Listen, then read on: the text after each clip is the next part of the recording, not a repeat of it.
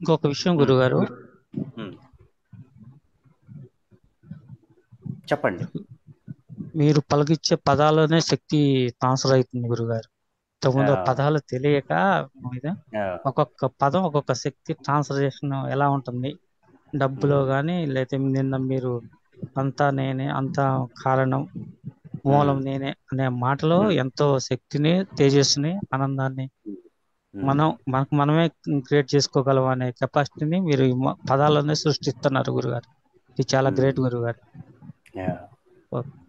ఇప్పుడు రవి గారు ప్రయోగించిన శబ్దాలు చూసారు ఎలా ఉన్నాయో. ఉమ్? అది కదా చేంజ్ అంటే, శక్తి, తేజస్సు. ఆ? తేజస్. చూసారు అట్లాంటి పదాలు ప్రయోగించారు. అది లోపల ఎనర్జీ చేంజ్ అవ్వడం అంటే అది. ఇంకా మీరు ఒక అర్ధ గంట, గంట క్లాస్ తీసుకున్నాక ఈ పదాలను ఉచ్చరించినప్పుడు వీటి గురించి విడమర్చి ఉమ్, ఈ 3 ఉమ్, పదాలు, 4 పదాలు తేలిగ్గా చెప్పడం వల్ల ఇంకా యా, ఇవన్నీ చాలా తేజస్వంతంగా నడవటానికి కారణాలు ఇవే గురుగారు. ఇది యా, తెలియక ఎంతెంత సబ్జెక్టులు, ధ్యానాలు గంటలు గంటలు కొట్టుకున్నా ఏముండదు గురు. యా, ఒక మూల పదాన్ని పట్టుకుంటే ఇంత శక్తి యా, ఉంటుందా అనేది ఇప్పుడు అర్థమైంది గురుగారు. Okay yeah. గురుగారు. నాకు యూట్యూబ్ ఛానల్లోను కొన్ని సోషల్ మీడియా మాధ్యమాలలో నేను ఇట్లా లా ఆఫ్ అట్రాక్షన్ చెప్తే కింద మెసేజ్లు చేస్తారు.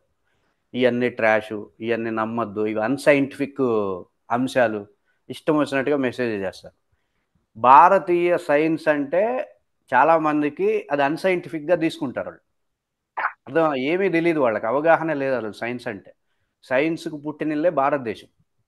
అర్థమవుతుందండి. అది వాళ్ళకి అవగాహన లేదు. భారతీయ శాస్త్రం అంటే అది మూఢనమ్మకము, అన్‌సైంటిఫిక్‌గా తీసుకునే మూర్ఖులు ఇంకా మన సమాజంలో జీవిస్తున్నారు. నిన్న నరేంద్ర మోదీ గారు ఏం చెప్పారు? మేము డెవలప్ చేసుకున్నటువంటి డిఫెన్స్ సిస్టమ్ యొక్క పవర్ ప్రపంచమంతా చూసింది అని చెప్పాడు. అవునా కదా? వాళ్ళు మనం డెవలప్ చేసుకున్నటువంటి వ్యవస్థతో ఎంత బలంగా ఉన్నామనేది ఆయన చెప్పాడు.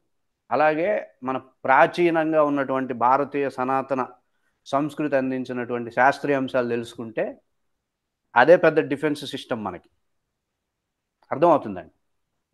మన డిఫెన్స్ సిస్టమ్ మన ప్రాచీనులు ఎప్పుడో డెవలప్ చేశారు ఈ విధమైనటువంటి అంశాలతో. వాటిని మనం అర్థం చేసుకుంటే, ఆ శక్తి అంశాలు మనం తెలుసుకుంటే డిఫెన్స్ సిస్టమ్ మన దగ్గర కూడా ఉంటుంది.